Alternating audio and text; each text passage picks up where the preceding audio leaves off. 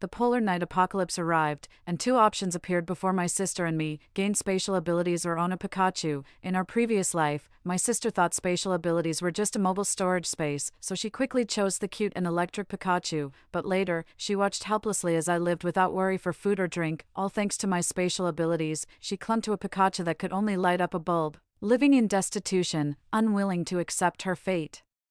She traded her soul for a chance to start over. This time, she chose the spatial ability before I could, dreaming of a life of luxury and privilege. I, who had also been reborn, couldn't help but laugh. I can finally get rid of this spatial ability trap. 1. Polar Night Apocalypse Tips: choose the right skills and strive to survive in the apocalypse. The polar night apocalypse has arrived, plunging the world into endless darkness, and before my sister and me, a floating virtual screen appeared with two options: gain spatial abilities or own a Pikachu. The mechanical electronic voice sounded as I stared at the familiar scene, my pupils contracting slightly. I actually got reborn. Suddenly, the electronic voice rang out again: you have chosen spatial ability. Just like in the previous life, my sister was one step ahead in selecting her skill. However, her choice this time was different. Little sister, didn't you always love cute little pets the most? I'll let you have Pikachu. I caught a glimpse of the smugness in my sister's smile and suddenly understood. So my sister had also been reborn. In our previous life, my sister had dismissed the spatial ability as just a mobile storage unit and snatched away the adorable, electric shock-wielding Pikachu instead. She must have thought that with Pikachu by her side, she could be the protagonist of the apocalypse this time. But who would have thought?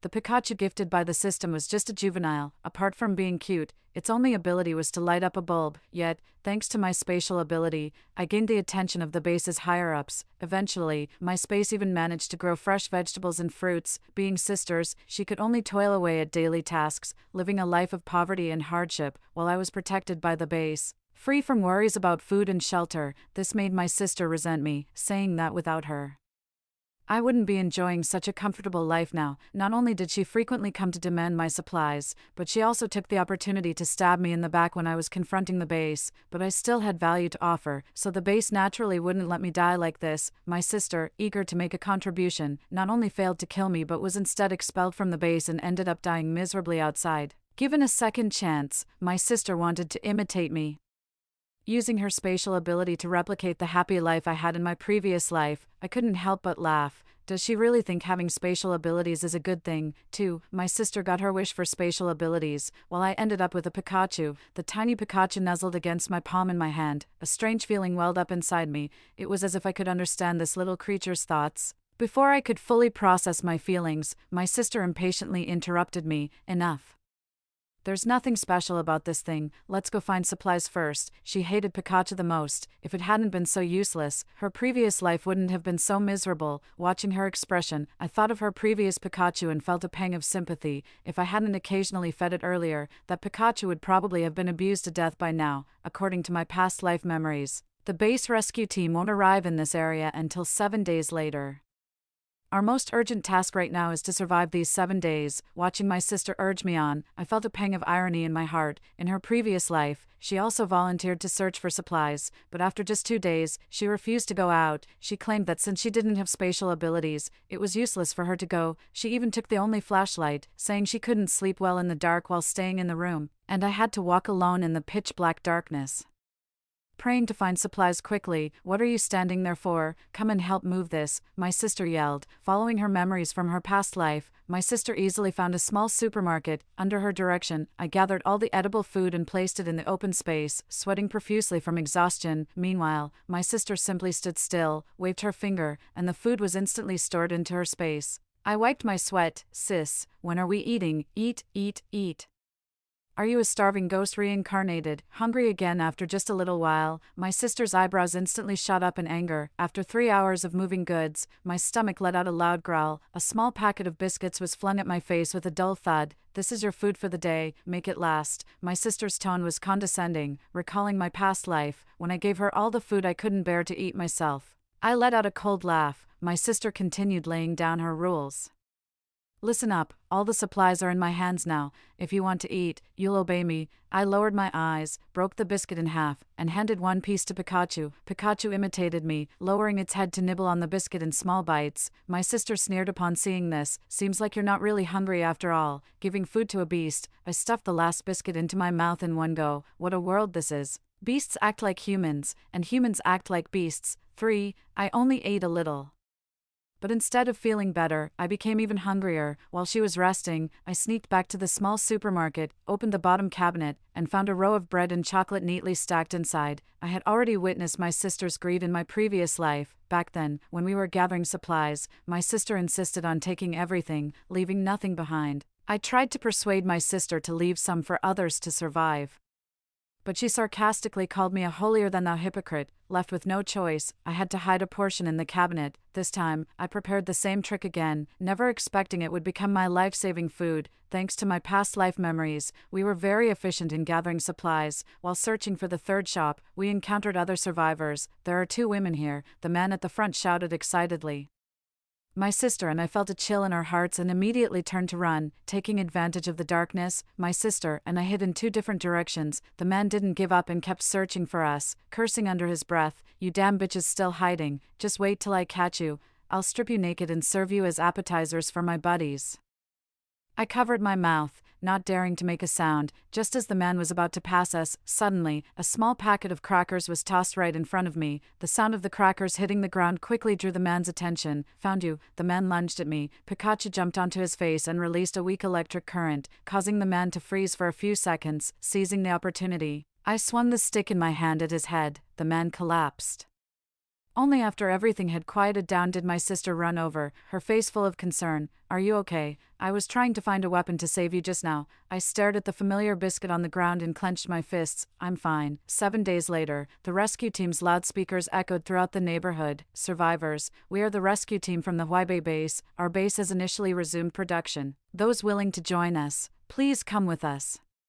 Hearing the familiar name of the base, my sister's eyes lit up. In our previous life, we went to the Huaibei base, where my spatial ability made me highly valued by the base's leadership. She pushed open the window and waved at the convoy with its headlights on in the middle of the road. "Here we are." A strong flashlight beam swept over, and standing in its light, my sister instantly felt that her days of being the center of attention were just around the corner. Watching my sister's excited expression, the corners of my mouth lifted slightly. "Then let's head to the Huaibei base. After all, some accounts can only be settled there." As the first surviving household to defect, our arrival was warmly welcomed. Not only did my sister refuse the supplies from the convoy amidst the praise, she even took out a portion of her own resources and gave them to the convoy. The person in charge of the Huaibei base smiled so much that his eyes disappeared, repeatedly saying that the sister was very aware, and promised to introduce the big shots of the base to her immediately upon returning to the base. Excited, the sister even donated another portion of supplies to the convoy. The sister used a truck to disguise her spatial ability, and now the truck was half empty. Outside the tent of the person in charge, I took over the supplies from him. "Don't worry, as long as you do this, my sister will definitely keep sending you supplies.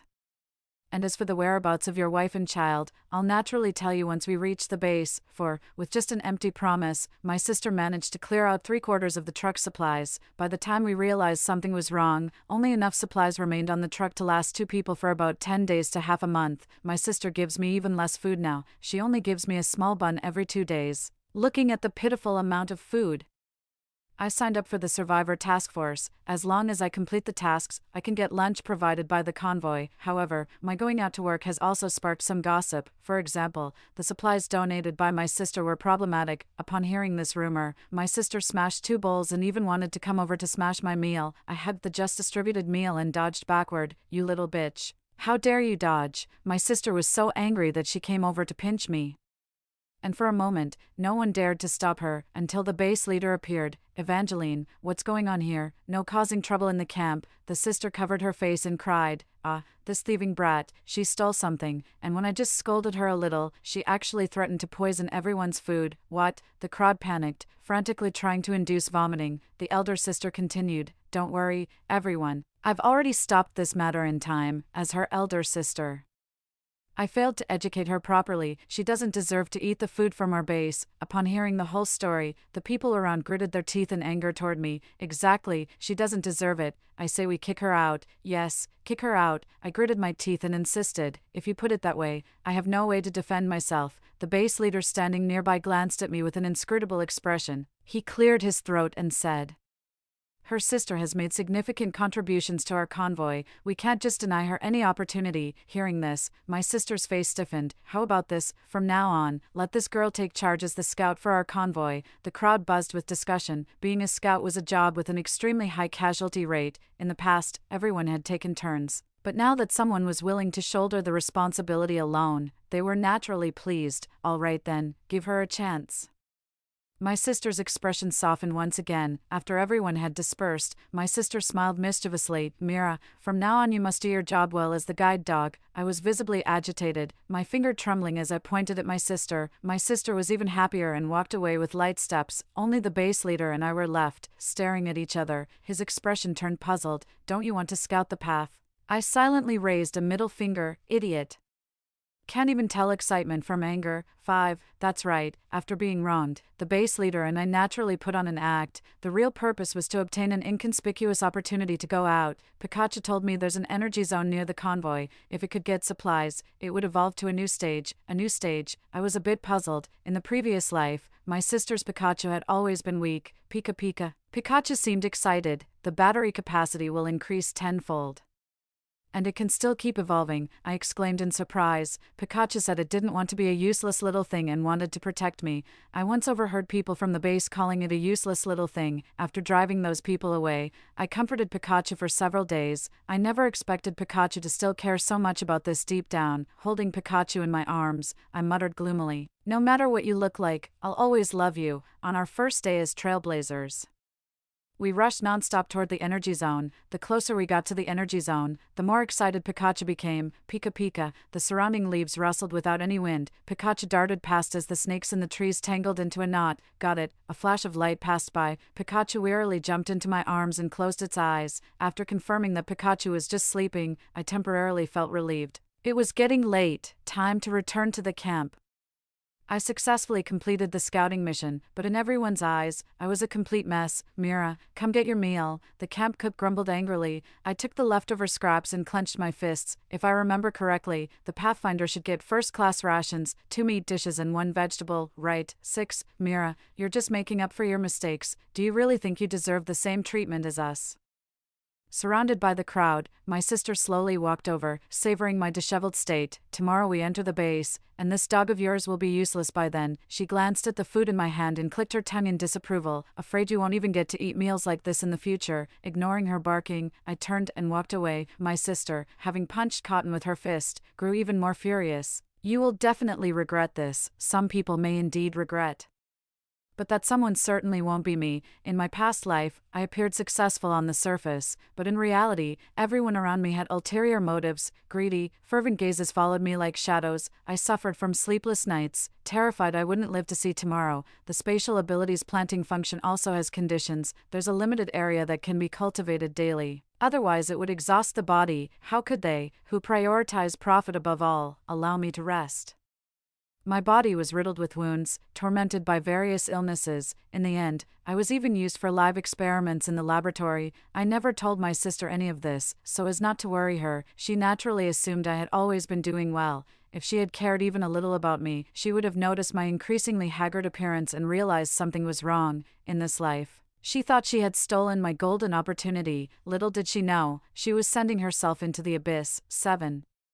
Early in the morning, the convoy set off. Almost home now, many volunteers' spirits were lifted. The city gates slowly opened, revealing several familiar high-ranking officials. The crowd cheered for the return of the convoy and the arrival of new members. Amidst the sea of people, I fixed my gaze intently on those few high-ranking officials. "What are you looking at them for? Do you really think that dead yellow rat in your hand can earn the base's attention?" My sister spoke with disdain.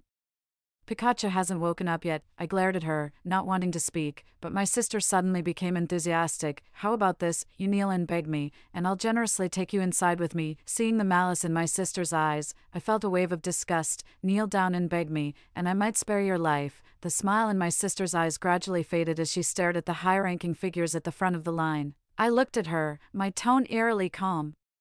You'd better hide your spatial ability, or something bad might happen. My sister snorted with laughter upon hearing this. Mira, don't even think about fooling me. With my spatial abilities, I'm guaranteed the base's protection. No more struggling through missions. You're just saying this now because you're jealous you didn't pick spatial ability back then, aren't you? If you'd just obediently followed orders and been my loyal dog, I might have thrown you some scraps, but now you've lost your chance to share in my good fortune, completely. Having said that, she seemed invigorated by her own words and strode toward the front of the group. In front of everyone, my sister conjured instant noodles, bottled water, and bread out of thin air. Its spatial ability, the leading high-ranking official's eyes burned with fervor. Soon, my sister was surrounded like the moon among stars, escorted and ushered into the base. She stepped over the gate, glanced at the disheveled me in the line, and her smile grew even brighter. I looked at her without speaking. Onlookers see clearly, that was far from protection. It was clearly meant to prevent her from escaping. I absent-mindedly stroked Pikachu, only to suddenly notice it twitch. It opened its eyes. Pika Pika,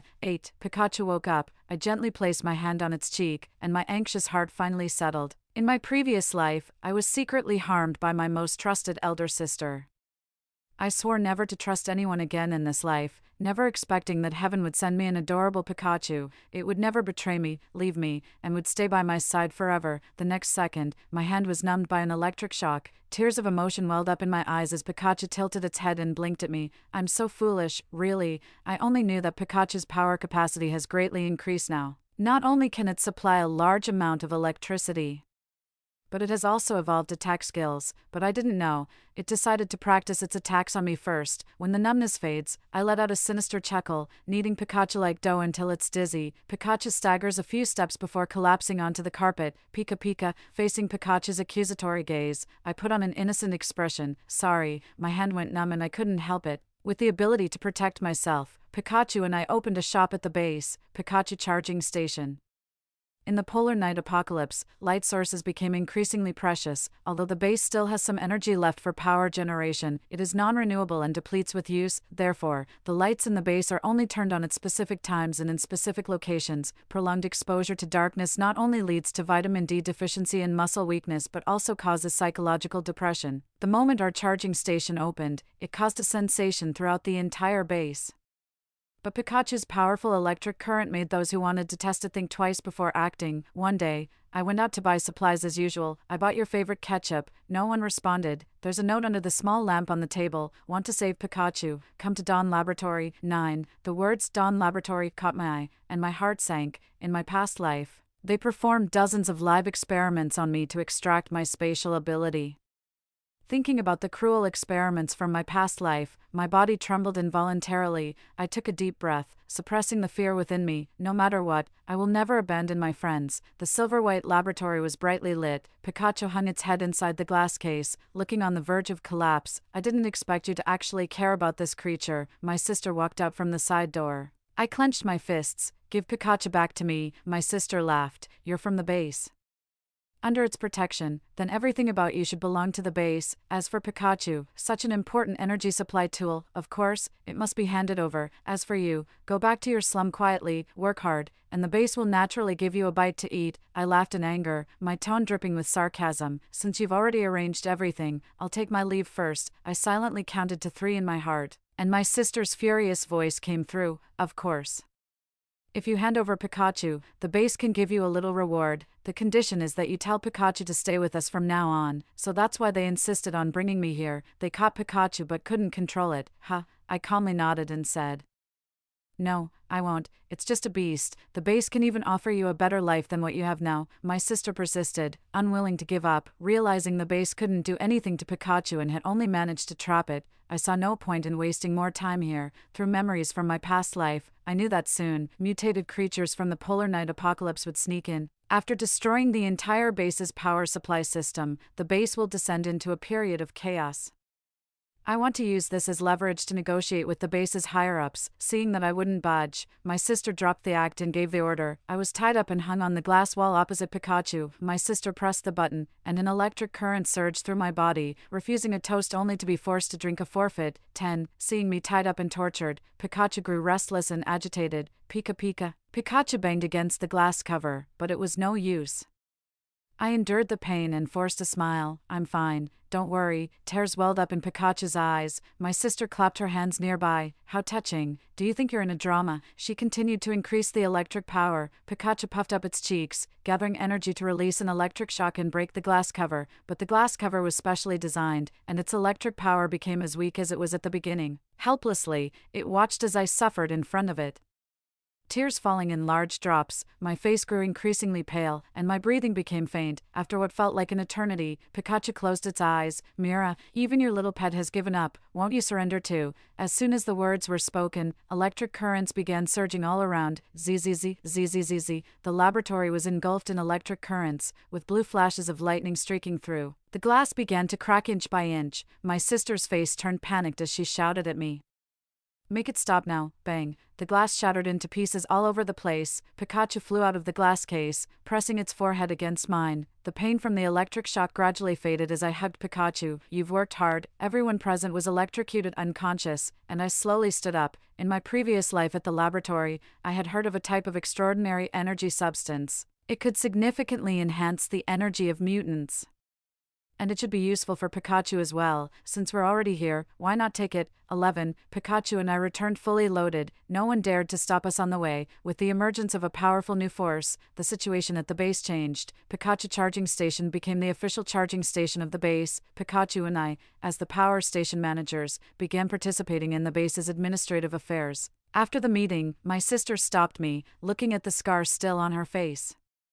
I didn't hold back. Good dogs don't block the way. You must be feeling quite pleased with yourself, my sister said with a twisted expression. Let me tell you, your gloating won't last much longer. 2 days later, fresh fruits and vegetables unexpectedly appeared on the market. Pikachu nibbled on an apple, its ears perked up. I sat to the side, tapping on the table. So, the planting skill in my sister's space has been unlocked. It seems some plans should be put on the agenda soon.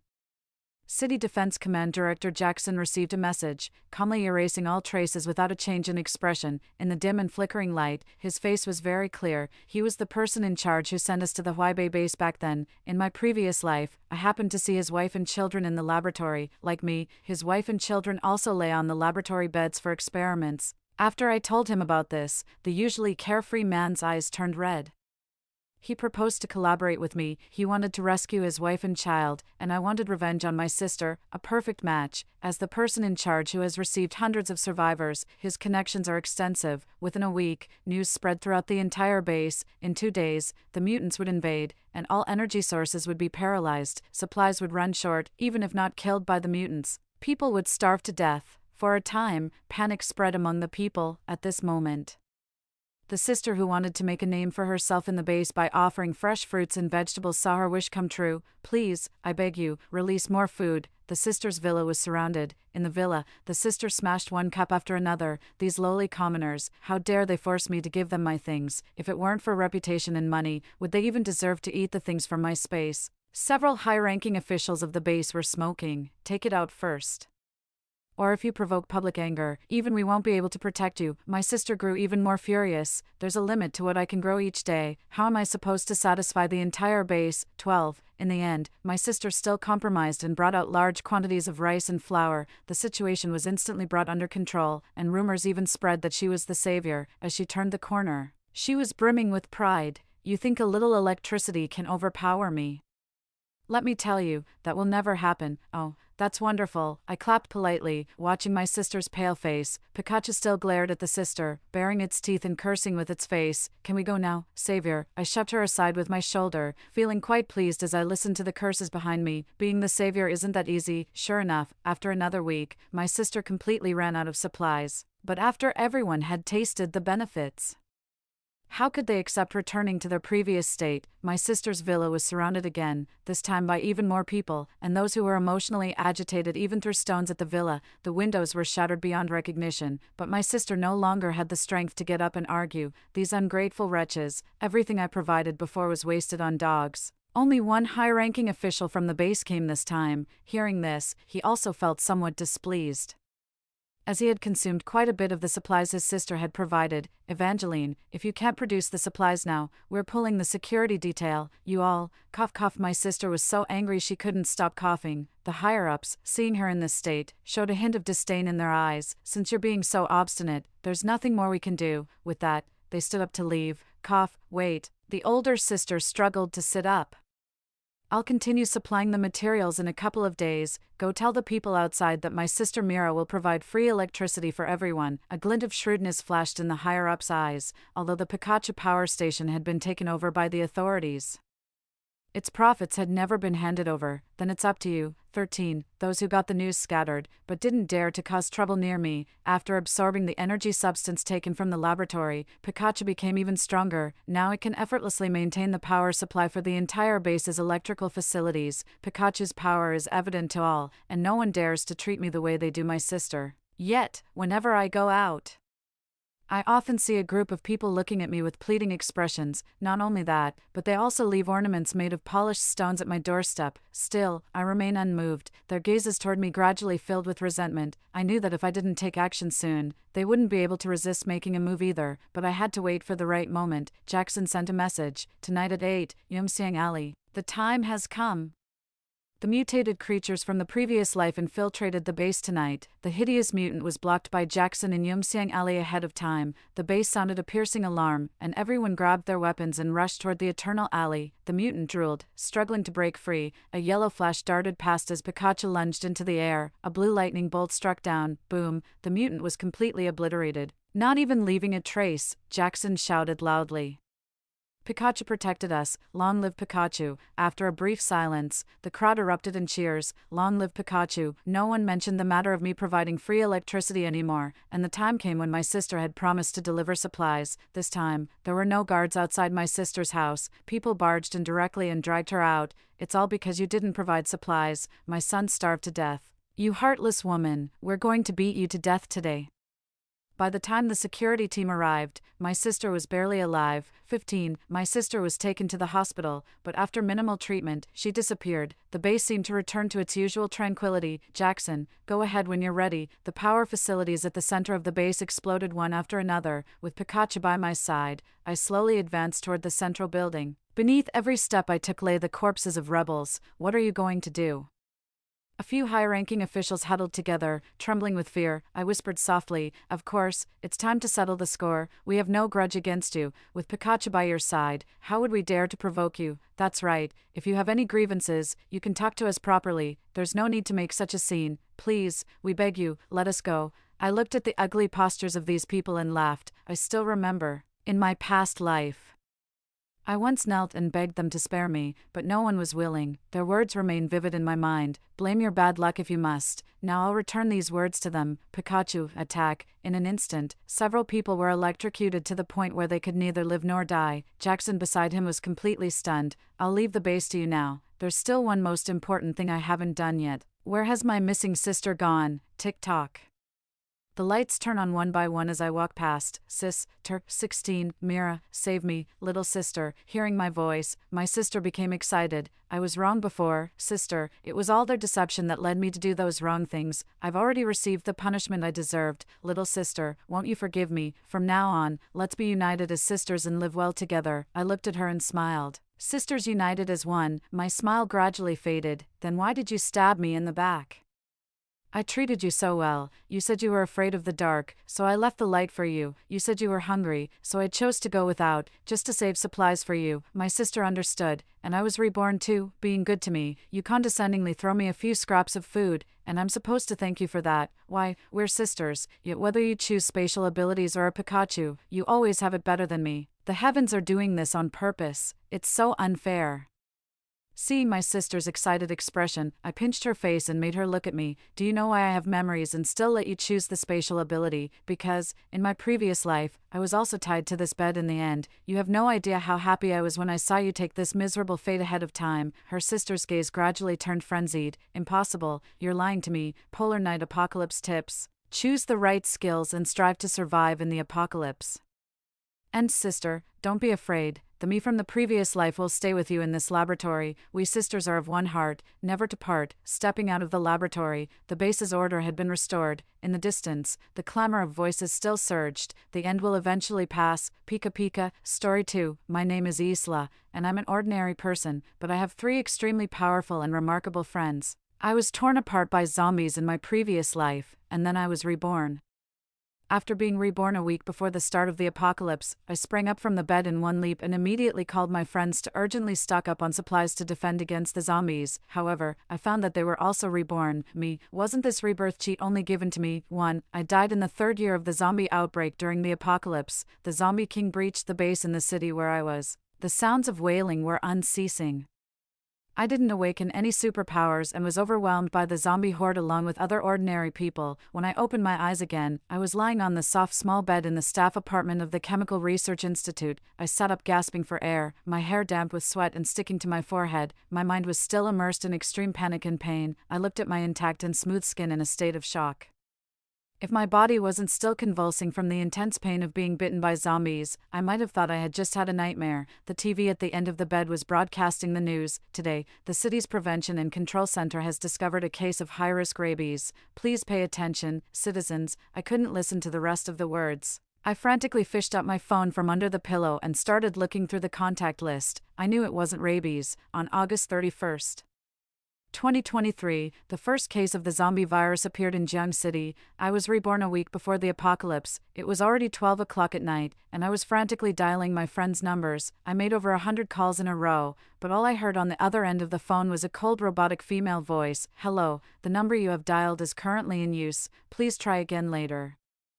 As an orphan who grew up in an orphanage, I didn't have much to care about in this world, except for my 3 friends. We were all children from the orphanage, and the 4 of us grew up supporting each other. We were not only friends but also family. After graduating from university, we each found our own careers in different fields. Although we were in the same city, we lived in different parts of it due to work. Nevertheless, we still maintained the habit of gathering once a month.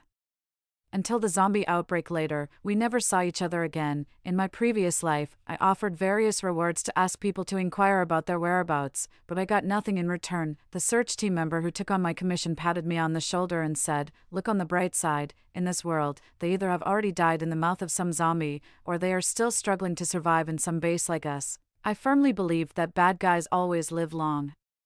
These guys must all still be alive. When I was overwhelmed by the zombie horde, the last thought that flashed through my mind was, fortunately, the 3 of them weren't in this base. Damn, it really hurts when zombies bite. I'm leaving first. Let's be friends again in the next life. In the blink of an eye, I was reborn before the apocalypse. This time, in this new life, we all have to live well and see the spring flowers bloom together again, too. Since I couldn't get through on the phone, I got up and was about to go out to intercept them when I suddenly remembered that we also had a QQ group chat. After 3 years in the apocalypse, I almost forgot how to use modern technology. I smiled bitterly and opened the chat app. Instantly, my phone froze due to the overwhelming 999 plus messages. The unread messages jumped to the first one, and the content on the first page of the group chat was quite astonishing. Evelyn, the end of the world is coming.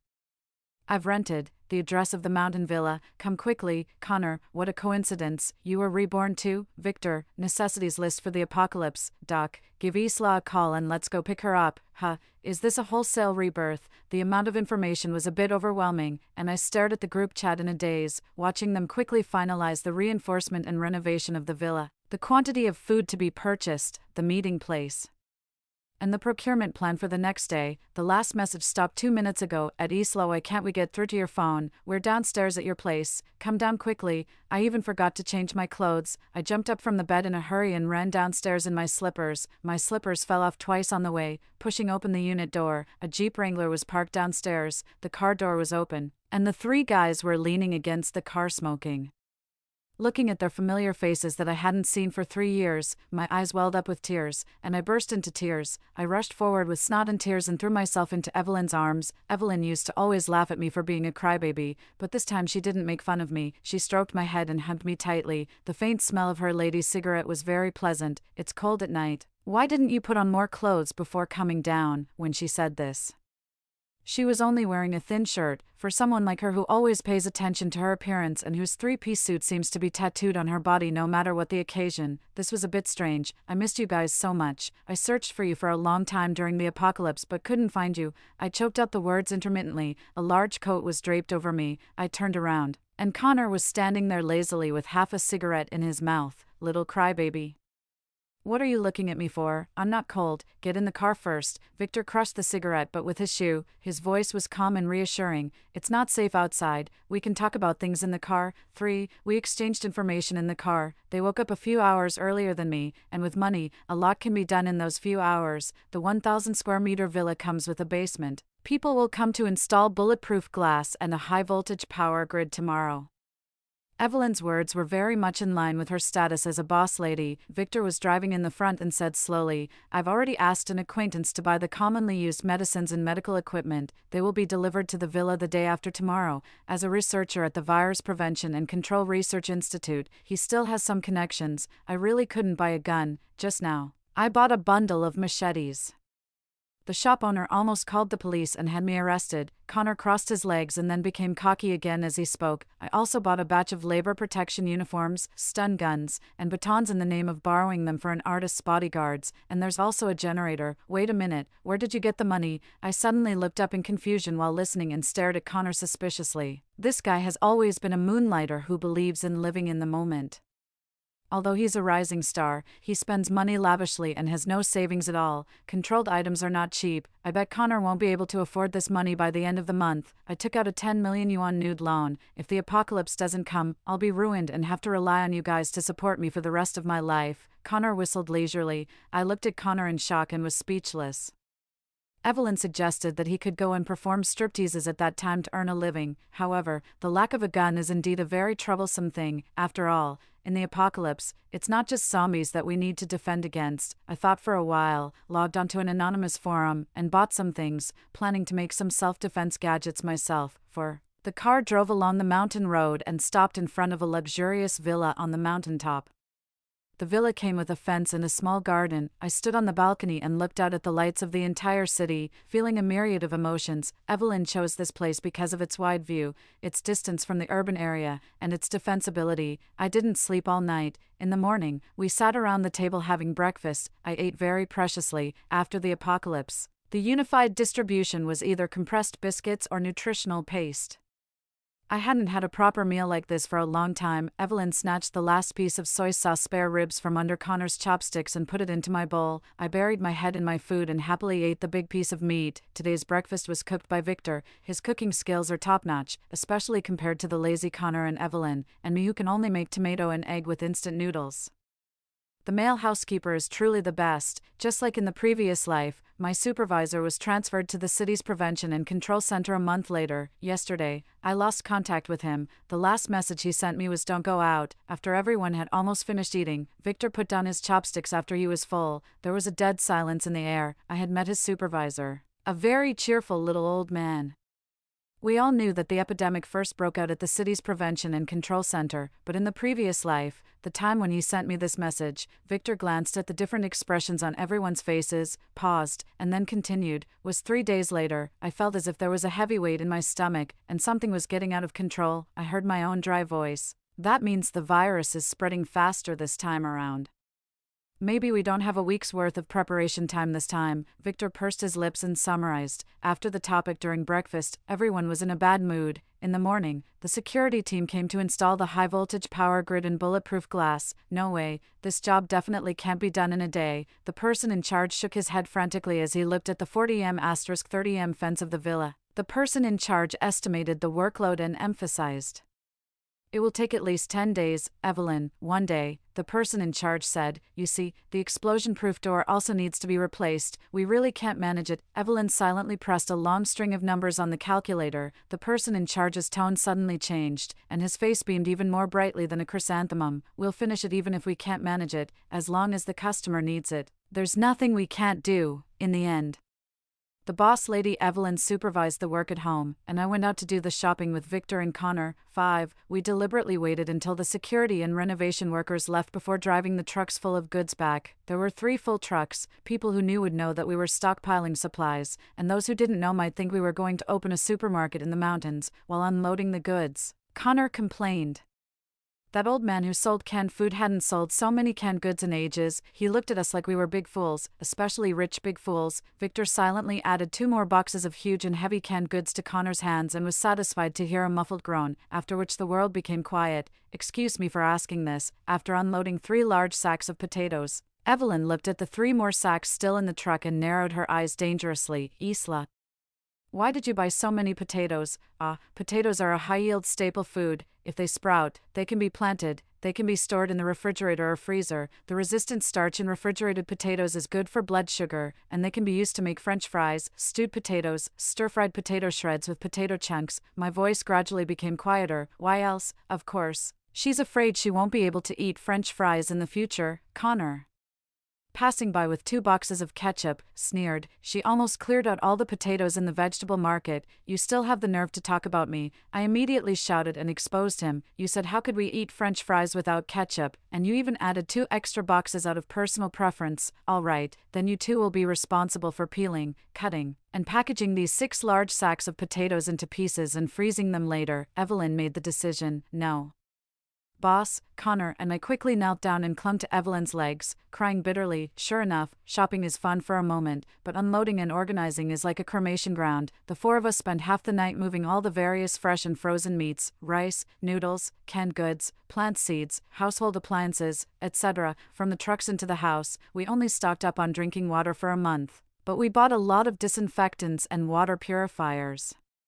The virus is afraid of high temperatures, and rainwater can be consumed after being disinfected, filtered, and distilled at a high temperature. Afterwards, the 4 of us lay on the sofa in various postures, looking like we were dead, and no one wanted to talk. There's still so much work to do tomorrow. Ding. At this moment, our phones simultaneously received a text message notification, pushing out a new message dash. Dear citizens of Jiang City, due to the sudden and complex situation of the current new rabies virus epidemic and the shortage of medical resources in the city, our city is now optimizing the epidemic prevention and control measures, lifting the temporary control, and shifting to individual self-protection. Please reduce unnecessary outings. The 4 of us looked at each other simultaneously. The medical emergency prevention and control system in Jiang City had completely collapsed. We didn't have much time left. 6. Early in the morning, while Evelyn and the others were still asleep, I tiptoed and quietly opened the door. Express delivery. The person sent by the anonymous form to deliver the goods was a surly man wearing a black hat and a mask, so I couldn't see his face clearly. There was a long scar on his brow, and that scar looked somewhat familiar when signing for the goods. I was sharp-eyed enough to see the dark purple patterns on his neck when he lowered his head, when I met his bloodshot eyes. I retracted the silent crossbow in my arms. It wasn't out of compassion. I knew that any guy on this anonymous forum deserved to die 100 times over. He was infected. I looked at this guy with pity. Since he was a dying man, there was no need for me to silence him. I carefully found a relatively safe place to put the things away properly. In my heart, I actually hoped that I would never have to use them. However, it's better to be prepared for any eventuality. I clapped my hands and then tiptoed back to my room to catch up on some sleep. In the morning, as the only 2 science students in the family, Victor and I joined hands to lay a thick layer of the most efficient photovoltaic power generation panels currently available on the roof, the balcony, and the outer walls of the house. This could achieve about 70 to 80% of the power supply for the entire building. We also left quite a few photovoltaic panels, planning to cover the whole mountain with them later. Coupled with a diesel generator, it should be almost enough. Connor and Evelyn were bossed around by us and moved the battery panels around. Victor and I were responsible for installing and connecting the circuits. I'm a chemical engineer. Although it's not exactly my area of expertise, I have experience in installing photovoltaic power generation in my previous life.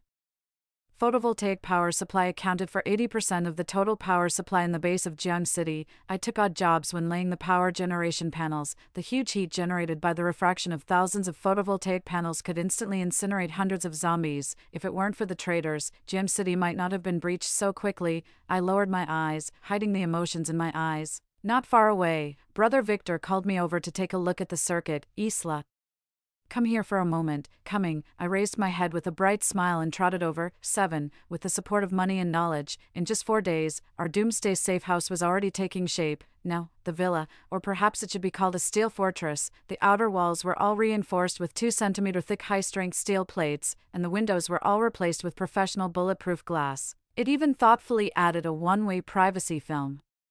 The fence outside the house was reinforced with double-layer steel bars and built 3 meters high. There was a dense circle of high-voltage power grids, and there were even 36 monitors installed, not to mention zombies. Not even a mosquito could get in. The villa has 3 floors, plus the basement, making it a total of 4 floors. The first floor is where we eat and live, in order to maintain a positive and healthy psychological state in the apocalypse. We didn't make too many modifications, we just added a home theater and KTV room for entertainment. The walls on the second floor, except for the load-bearing walls, were all knocked down and divided into 3 areas. Area A was piled high with vacuum-sealed foods such as canned goods and compressed biscuits. Area B housed various hardware tools like high-intensity flashlights, shovels, chainsaws, hammers, drones, and some small household appliances. Area C was used to store daily necessities such as clothes, shoes and socks, sanitary napkins, and quilts. The third floor was reserved for Victor and me as an operating room and a laboratory. We also specially built a low-temperature storage room to store some special medications. In the basement, a gradient cold storage room was set up, fresh and frozen meats, frozen foods, rice, noodles, fruits, and vegetables. And plant seeds were stored in different temperature zones according to their storage requirements. In each room on every floor, walkie-talkies, machetes, flashlights, and stun guns were placed, just in case of an emergency. Except for the rooms where we lived, high-definition military cameras were installed everywhere, leaving no blind spots in the surveillance. Once the preparations were almost done, the 4 of us would just lounge on the big sofa in the living room on the first floor, enjoying the last moments of comfort before the apocalypse. 8. The previously ordered supplies such as medicines were gradually delivered one after another. We also went down the mountain to do some shopping from time to time. Although most of the supplies could be ordered separately via phone and the internet and delivered to the foot of the mountain, there were still some things that had to be bought in person. For example, our future source of protein. We didn't choose to raise poultry like chickens and ducks. Although poultry can lay eggs, their crowing and noise might attract zombies. Moreover, if the breeding hygiene was not properly handled, it could easily lead to plagues. Modern poultry farms would regularly inject and administer a large amount of antibiotics to the poultry they raise to prevent diseases. However, after the apocalypse, any kind of medicine would be as precious as gold, and it would be really uneconomical to use it to feed chickens and ducks, so we chose to raise rabbits. We're buying 24 pairs. Give us a better price. We'll come back to your place next time. Next life, I held a rabbit in my hand and bargained with the auntie, spitting everywhere as we talked. The 3 cold bodyguards standing quietly behind me suddenly moved and grabbed my hand at the same time. What? I was so startled that I almost dropped the rabbit onto the auntie's face opposite me. Not far away, a middle-aged uncle, who was walking, suddenly bent over and coughed loudly. Then he fell to the ground with a thud and couldn't get up. His body was still twitching and convulsing. The people around him screamed and scattered, and someone called 120. I clearly saw that there was a patch of black blood foam left on the ground where the uncle had just been standing. We looked at each other and stopped bargaining. We threw down the money, picked up the rabbits, got in the car, and quickly fled the vegetable market. The first batch of zombies had appeared. 9. After we got home, we tacitly didn't talk about what happened in the vegetable market. We also stopped going out and just silently strengthened the daily patrols and reinforced the defenses of the safe house, waiting for the sword of Damocles hanging over Jiang City to fall. The precious and expensive flowers and plants that were originally planted in the yard, which clearly looked very valuable, were all pulled out by me and replaced with cherry tomatoes and green peppers to supplement vitamins. Now, we had also cleared a piece of land next to the vegetable garden to raise rabbits. The reason we chose rabbits instead of other animals was precisely because of the amazing reproductive ability of this species. Without food pressure, a female rabbit could give birth to more than 500 rabbits in a year. It was simply the best source of renewable protein. Besides, rabbits are so cute. Why don't we brush some honey on it? I rushed to the front excitedly, holding a bowl. Victor was grilling rabbits for us in the yard. The rabbit meat was fragrant and crispy on the outside, with the fat oozing out under the smoke of the charcoal fire. Finally, he sprinkled some cumin and chili salt on it. Gulu. The three moochers next to me swallowed their saliva. Okay. Victor's words were suddenly drowned out by a deafening loud bang. Boom, rumble, rumble. It was coming from the direction of the urban area. We knew something was wrong and quickly took out our phones and opened the Dojiao live broadcast room in the same city. The rumbling sound in our ears lasted for dozens of seconds and still didn't stop. In the live broadcast room, 10, all we could see was a sea of red. An airplane dived down and diagonally cut the tallest financial building in Jiang City into two halves from top to bottom, in the towering mushroom cloud.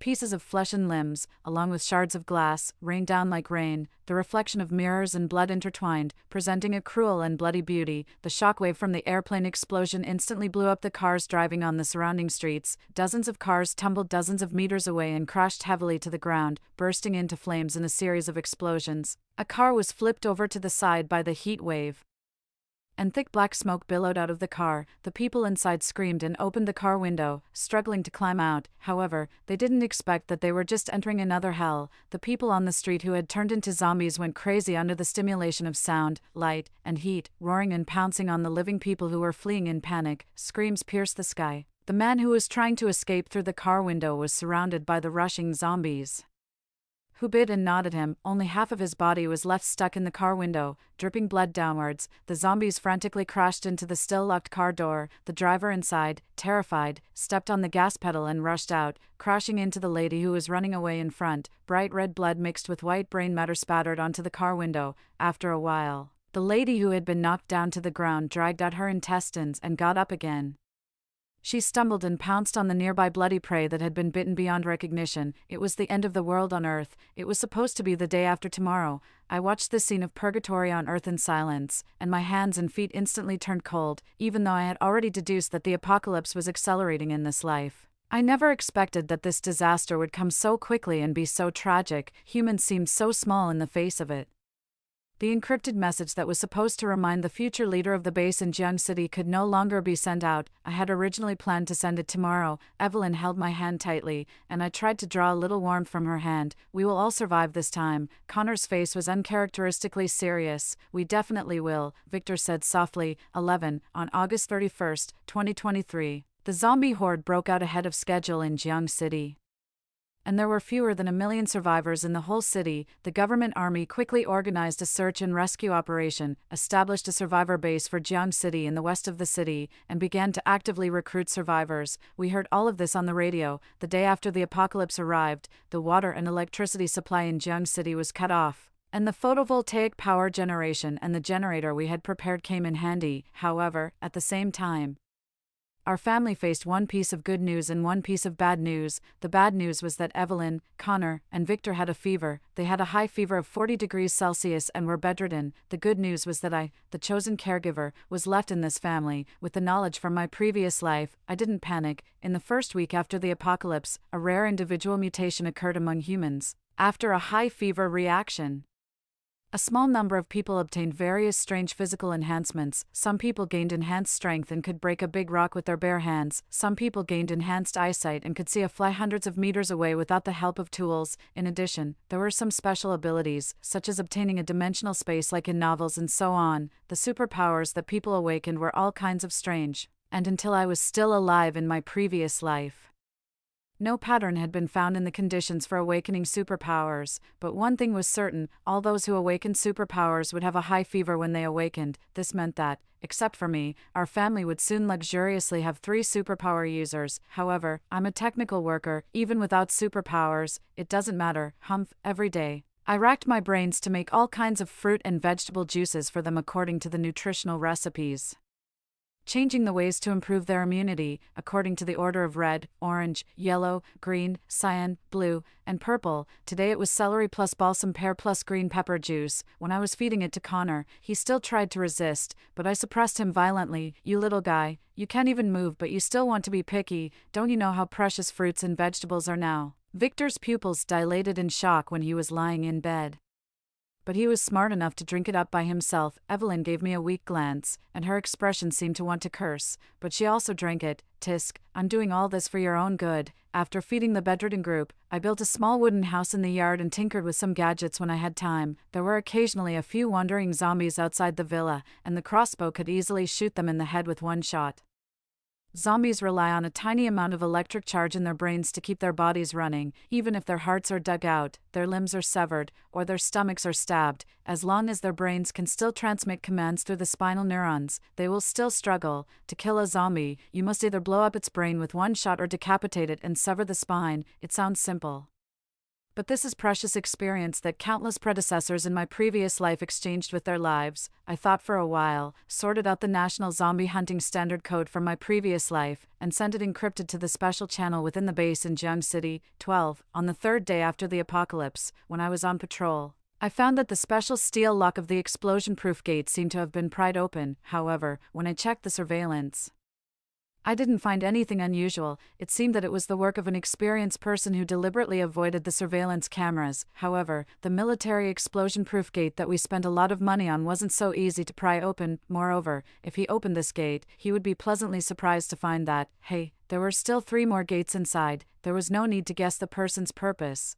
After all, with such a huge steel fortress standing here, anyone passing by would be envious. I guessed that this guy would finally choose to climb over the wall to break in. The main function of the high-voltage power grid on the fence was to prevent zombies. If a person put on an insulating suit and made an effort, it wasn't impossible to climb over a 3-meter-high fence. In short, a bit of fun was added to my peaceful life of guarding the house alone. Finally, on the night of the 4th day, a gunshot broke the tranquility of the night.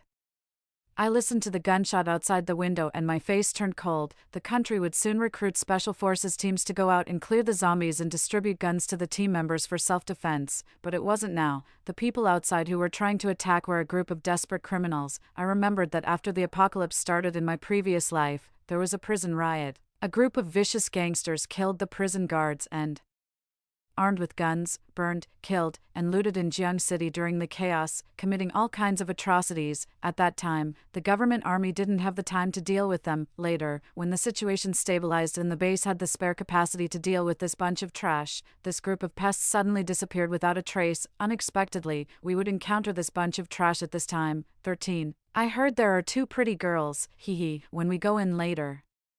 Kill the men and keep the women for the brothers to have a good time. The yellow-haired guy holding the gun smiled lewdly and spoke obscenities loudly and unbridledly. The group of criminals around him immediately laughed raucously. I sneered in the hidden window. Have a good time. Let's see if you have the life to enjoy it. The leader of the group frowned unhappily. Keep your voice down, big brother. What's the big deal about a few weaklings? We have guns. The man didn't say a word.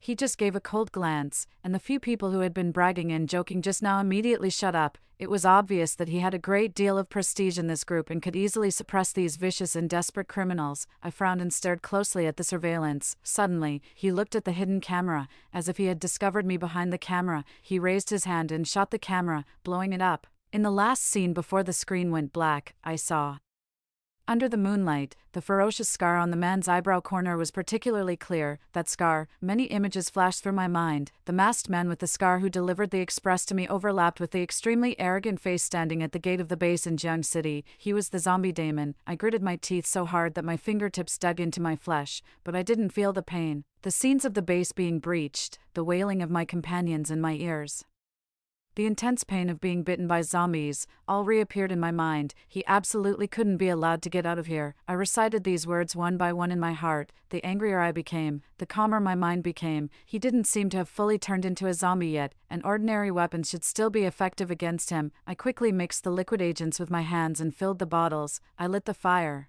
The mouths of a row of bottles ignited simultaneously. Several Molotov cocktails were thrown out from the hidden window, along with a few crisp sounds of the wine bottles exploding. The raging fire immediately spread. The compound combustion improver mixed with oil and wine stuck to the bodies of the people who had just been spouting nonsense. In an instant, they turned into several human torches. As they struggled and rolled, the flames spread to their other accomplices. I looked at Damon, who had dodged the Molotov cocktails, with some regret. So close, go up quickly. Damon, wearing an insulating suit, was climbing on the fence. With a dark face, he shot and killed the subordinates who came up for help with flames on them and shouted at the remaining unharmed people. He was really ruthless. I clicked my tongue in admiration. 14, damn bitch, she's killed so many of our brothers. When I catch her later, I'll make her life a living hell. The yellow-haired guy's foul-mouthed voice came from the top of the wall. Damon didn't say anything. But his face was also very ugly. It was obvious that these beasts hated me to the core. It didn't matter. I could make TNT by hand. The yellow-haired guy landed and stepped on my vegetable field with one foot. There was a soft ding sound from the ground. What's that? He was stunned. With a dull explosion, the miniature landmine blew up, shooting out hundreds of steel nails in all directions. The nails shot into his forehead with a whoosh. I tilted my head and smiled. Surprise. These homemade weapons were banned in modern warfare, not because they were backward. Another unlucky guy who accidentally stepped right on the landmine had one of his legs blown into the air, and the other half of his body was immediately shot full of holes like a sieve. The high-temperature steel nails shot indiscriminately at everyone within a 10-meter radius around. Damon was quick-witted and grabbed a subordinate to block in front of him. The sharp iron sheet of the bomb still left a bloodstain on his cheek. It's a pity about the potatoes I just planted. I wonder if there are any left. I walked out of the monitoring room, raised my hand, and turned off the main control switch of the lights. The entire villa on the half-mountain was instantly plunged into darkness as I prepared to welcome the guests. 15 inches the end. Only 2 people were left trying to break in. Damon was using a gun to force that subordinate to open the door. I was hidden in the darkness behind the door. For a moment, I thought they were going to turn on each other. At the same time, the multi-shot crossbow hidden in my sleeve was ready to fire. Although the modified short crossbow had a short range, its instant firing speed was even faster than that of a pistol. Moreover, it wouldn't jam. However, the thing I was expecting didn't happen. Damon still had his prestige. The man obediently kicked the door open. The preset device limited the angle at which the door could open. From the blind spot of vision, I swiftly disarmed the pistol held by the man who had half of his body entering the door. The crossbow completed a door-opening kill with a swoosh, using the door to block the bullets fired by Damon. I hid back in the darkness again, under the cover of crackling gunfire. Damon finally entered the steel fortress. You're very good. In the darkness, Damon's voice, suppressing his rage, sounded. I hid carefully. In the darkness, there was a clanging sound at my feet. It was the coke I drank in the morning. Turn your head away. A pistol was pressed against my back. So this is why Evelyn always taught me not to litter. Who would have thought that I would die because of an easy-to-throw-away can? I twitched the corners of my mouth, resigned myself to turning my head away, waiting to receive the judgment of fate. What about dodging bullets with my body and seizing the gun in a flash? It doesn't exist, damn it. In the first half of my life, I only knew how to eat, drink, and have fun. This body is really too weak. Sure enough, as the predecessors said, technicians who do manual labor themselves will be punished. Woohoo, why is there no change even after being reborn? Tears welled up in my eyes, and I was stubborn enough not to cry in front of the enemy. Goodbye, Evelyn, Victor, and Connor. Let's be friends again in the next life. Just as I was making my last words, there were 2 loud bangs from behind me. I shrank my neck. My head was still there, no pain, and I was still alive. I carefully looked back and found Damon lying on the ground, and the 2 guys were smiling at me beside him. It was Evelyn and Connor. They were holding 2 steel rods in their hands and had smashed Damon's head from behind with 2 strikes. I slumped to the ground, gasping for air, while rejoicing at this narrow escape. I couldn't help but curse. Wow, why did you only wake up now? You scared me to death. I thought I was going to die again. It's so hard to have an extra life. Victor helplessly pulled me up from the ground. I got close and smelled the smell of the 3 of them who hadn't bathed for several days. Tears were almost smoked out, so I started crying and cursing at the same time. Your courage is still so small. Connor came to be annoying again. I sobbed and told him to shut up. You talk too much. At this time, just kneel down and kowtow to thank Dad for saving your life. Are you hungry? What do you want to eat? Victor was still the reasonable one. I immediately stopped crying and started listing the names of dishes. A foodie never forgets their job no matter where they are. After eating and drinking to our full in the air mixed with the smell of blood, we started to clean up. I kicked Damon's burst head. Even now, it still felt a bit unreal. I never expected that this extremely ferocious and terrifying zombie king from my previous life would actually die under 2 steel rods. Evelyn passed by mopping the floor and gave me a slap. Don't randomly kick dirty things. We decapitated and burned everything outside the yard to prevent any reanimation. With the looted guns and weapons on us, we felt even more secure. 16. After the short-lived joy, life returned to normal. Victor started to seclude himself to continue the research on the virus vaccine from his previous life. After 3 days of trying our dark cuisine without a cook, we finally gave up the idea of continuing to make shit and only relied on instant and convenient food for sustenance every day. After growing crops at home for a few more days and blowing up all the zombies on the mountain, we finally couldn't hold back our desire to cause trouble and prepared to go into the city to blow up zombies. One morning, just as we were pushing each other to decide who would make the fried eggs for breakfast, hey, don't underestimate this task, it's of great significance to us, after all. This is the only edible source of protein we can make. The door that hadn't been opened for a long time opened. We all looked in unison at the person coming down from the upstairs and asked in unison, has the virus sequence been decoded? Victor shook his head. The process from the previous life has all been restored. For the subsequent work, the computing power here is not enough. Oh, I nodded. This problem couldn't be solved for the time being, but there was a problem that needed to be urgently solved, brother. I want to eat spicy diced rabbit. My stomach growled at the right time. And I immediately started the mode of clinging to his leg and complaining, you don't know what a hard life your precious one has lived during the days you were researching. They only fed me very salty saltwater boiled noodle paste, half-cooked rice, and burnt fried eggs. Ouch, Evelyn pinched me in embarrassment. The poached eggs mixed with kale that you made when it was your turn to cook weren't any better. Connor immediately fought back. Come on, at least what I made was edible. What you made was beep beep beep. Just looking at it was mental pollution. I didn't back down. Okay, let's cook. Victor rubbed my head. We gathered around the kitchen again to cook together. As an orphan who grew up in an orphanage, I didn't have much to care about in this world, except for my 3 friends. We were all children from the orphanage, and the 4 of us grew up supporting each other. We were not only friends but also family. Finally, the fragrant food was placed on the table. Suddenly, a rustling current sound came from the radio beside us, and then a familiar and gentle female voice. Hello, citizens of Jiang City. The troops are organizing search and rescue work in an orderly manner and clearing the zombies within the scope of Jiang City. Please don't panic and wait patiently for rescue. We looked at each other, put down the chopsticks in our hands one after another, and gathered together to listen to the radio quietly. Now our homeland is in a time of crisis. And everyone is involved. In this disaster, we have all experienced a lot of sadness, pain, and separation, but we have been moving forward. As long as hope doesn't die, the spark will always remain. This land will surely welcome the warm spring and blooming flowers again. The country was organizing and calling on survivors to go to the base and warmly inviting those with knowledge and skills to actively join the work of zombie clearance and homeland reconstruction. We were also going there, only the base had professional virus research equipment, but not now. At least we had to finish this meal first. Cheers. I raised the glass filled with sugary cola. Cheers. The 4 glasses clinked. People in the apocalypse were very good at entertaining themselves. Every little bit of happiness in life made people happy. There wasn't much room for sadness here, and people didn't have time to be sad. Just as the radio said, we had been working hard to move forward. As long as hope doesn't die and the spark remains, we will surely welcome the warm spring and blooming flowers again.